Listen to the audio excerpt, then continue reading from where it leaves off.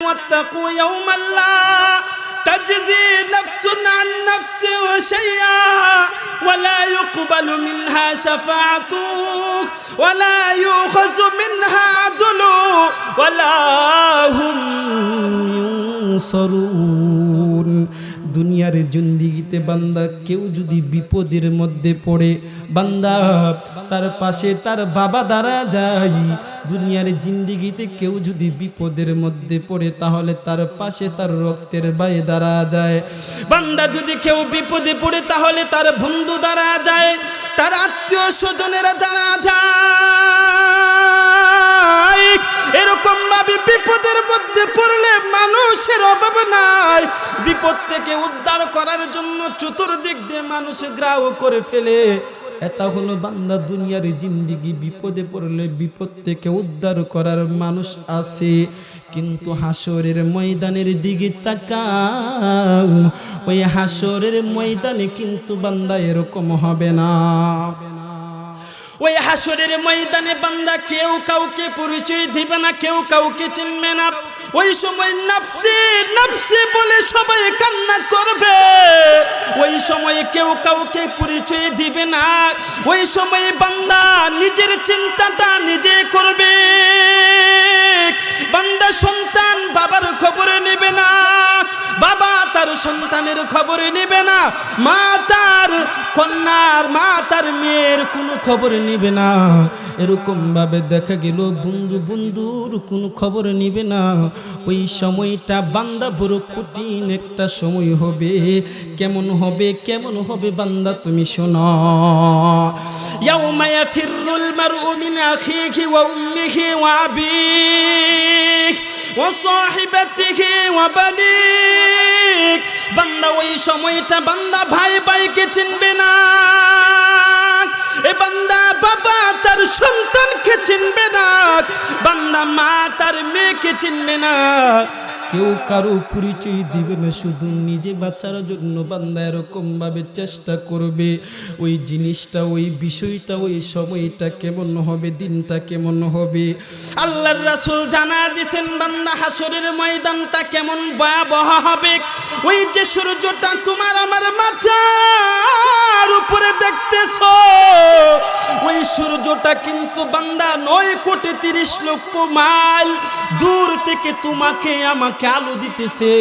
তারপরেও সূর্যের তাপের কারণে আমাদের শরীরটা ঘেমে জর্জরিত হয়ে যায়। গামের পুটাগুলা টপকায়া টপকায়া জমিনের মধ্যে পড়ে, জোরে কোন পড়ে কিনা। এই জন্য যুবক মুরব্বী বাবা পর্দার আলের মা, ওই যে হাসরের ময়দানে 9,30,00,000 মাইল দূরে ওই সূর্যটা তোমাকে আমাকে আলো দিবে না। ওই সূর্যটা তোমার আমার মাথার উপরে থাকবে। ওই সূর্যের আলোর কারণে, তাপের কারণে তোমার আমার মাথার মগজগুলা টকবক টকবক করে গলতে থাকবে। আমাদের মা বোনেরা দেখবেন তো রান্না করে, ভাত রান্না করে যখন চাউলটা সিদ্ধ হয়, পানিগুলা যখন গরম হয় দেখবেন তো পানিগুলা টকবক টকবক করে ফুটতে থাকে, জোরে কোন করে কিনা। হাসরের ময়দানে ওই সূর্যের তাপের কারণে বান্দা তোমার আমার মাথার মগজগুলা টকবক টকবক করে গলতে থাকবে। বান্দা ওই সূর্যের তাপের কারণে তোমার আমার ওই যে পেটের ভিতরে যে উজুরি বাজুরি ওই যে বিষয়গুলো আছে, জিনিসগুলো আছে, বান্দা একেবারে পাতলা পায়খানার মতো, পাতলা পানির মতো বান্দা গলে পিছনের রাস্তা দিয়ে বান্দা বের হয়ে যাবে। ওই সময়টা বান্দা বড় কঠিন একটা ময়দান হবে। এই জন্য বান্দা হাসরের ময়দানটা বড় কঠিন। ওই সময় বান্দা তুমি কোনোভাবেই বাঁচতে পারবা না, বাঁচার কোনো সুযোগ ওই সময় তোমাকে দেওয়া হবে না। اليوم نختم على أفواههم وتكلمنا أيديهم وتشهد أرجلهم بما كانوا يكسبون। বান্দা আজকে দুনিয়ার জমিনে তুমি তোমার হাত দ্বারা যেটা খুশি সেটাই করতে পারো, তুমি তোমার পা দ্বারা যেটা খুশি সেটাই করতে পারো। তোমার শরীরে শক্তি আছে, ক্ষমতা আছে, একজনকে ঘুষি দিয়া নাক ফাড়াইলেনি। তোমার শরীরে ক্ষমতা আছে, পাও আল্লাহ দিছে, এই পা দিয়া লাথি মারো। এরকম ভাবে জবান দ্বারা অশ্লীল ভাবে কথাবার্তা বলো, চক্ষু দ্বারা বান্দা তুমি এরকম ভাবে বেহায়াপনা জিনিসগুলা দেখতে থাকো। বান্দা হাসরের ময়দানে এই হাতে তোমার বিরুদ্ধে সাক্ষী দিবে, এই পা তোমার বিরুদ্ধে সাক্ষী দিবে। কেমনে কেমনে বান্দা? আল্লাহ তো বলছেন, আমি মুফতি জাকারিয়া আহমদ রহমানের কোনো কথা না, কারো কথা। জুরে বলেন কার কথা? আল্লাহ তো বলছেন আল ইয়াউমা দ্বারা বুঝালো হইল দুনিয়ার কোনো দিন না। আল ইয়াউমা আই ইয়াউমাল কিয়ামা, বান্দা ওই যে হাসরের ময়দান, হাসরের দিনটাকে বোঝানো হয়েছে। ওই হাসরের দিনে বান্দা আল ইয়াউমা নাখতিমু আলা আফওয়াহিহিম, আমরা যে জবান দ্বারা কথা বলি এই জবানটা আল্লাহ তাআলা নাখতিমু মানে মোহর মেরে দেওয়া, আল্লাহ তাআলা সিল মেরে দিবে, মোহর মেরে দিবে। এখন বান্দা জবানটাকে যখন আল্লাহ তাআলা মোহর মেরে দিবেন, আপনারা বলেন তো দেখি আমরা কথা বলি হাত দ্বারা নাকি জবান দ্বারা? ওই সময় বান্দা দুনিয়ার জিন্দেগির সাথে ওই সময়টা বান্দা মিলবে না, মিলবে না। আল্লাহ তাআলা ওই সময় বান্দা জবানের মধ্যে মোহর মেরে দিবে, সিল মেরে দিবে। বান্দা জবান দ্বারা কোনো কথা বলতে পারবো না। তাহলে কথা বলবো কে দিয়ে হুজুর?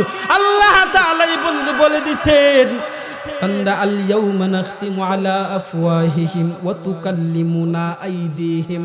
বান্দা ওই সময় বান্দা তোমার দুইটা হাত কথা বলবে, জুড়ে বলেন ওই সময় দুইটা হাত কথা বলবে আপনার বিরুদ্ধে। ওয়া তাশহাদু আরজুলুহুম, বান্দা তোমার দুইটা পা তোমার বিরুদ্ধে কথা বলবে।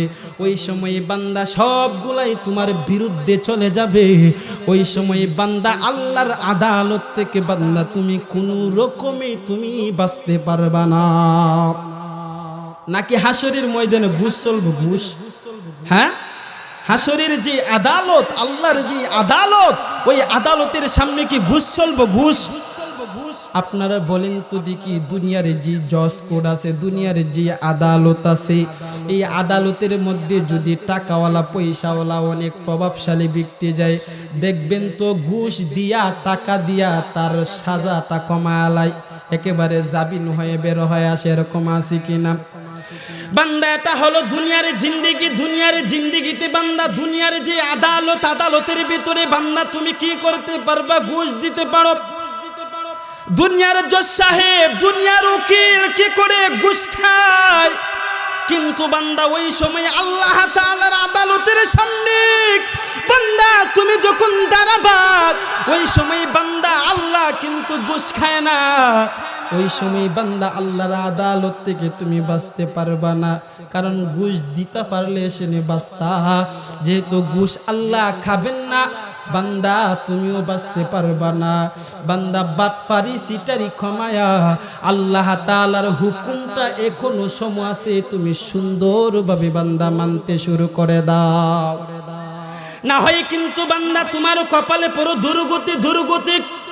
এ বান্দা আল্লাহ তাআলা বলতেছেন, তুমি যে গুনাহগার হইতেছো, তুমি যে 24টা ঘন্টায় গুনার কাজে লিপ্ত হয়ে আছো, হাসরের ময়দানে কিন্তু বান্দা তোমাকে ছাড় দেওয়া হবে না, সুযোগও দেওয়া হবে না।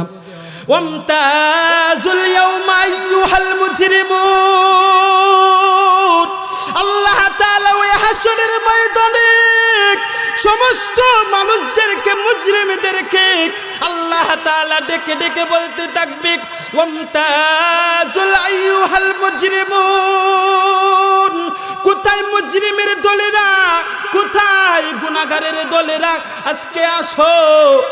দুনিয়ার জিন্দেগিতে তুমি বেড়াগিরি করতে ক্ষমতা পায়া ক্ষমতার গরম দেখাইছো, আজকে আসো, আজকে আসো, আমি আল্লাহর সামনে পারলে বেড়াগিরি দেখাও।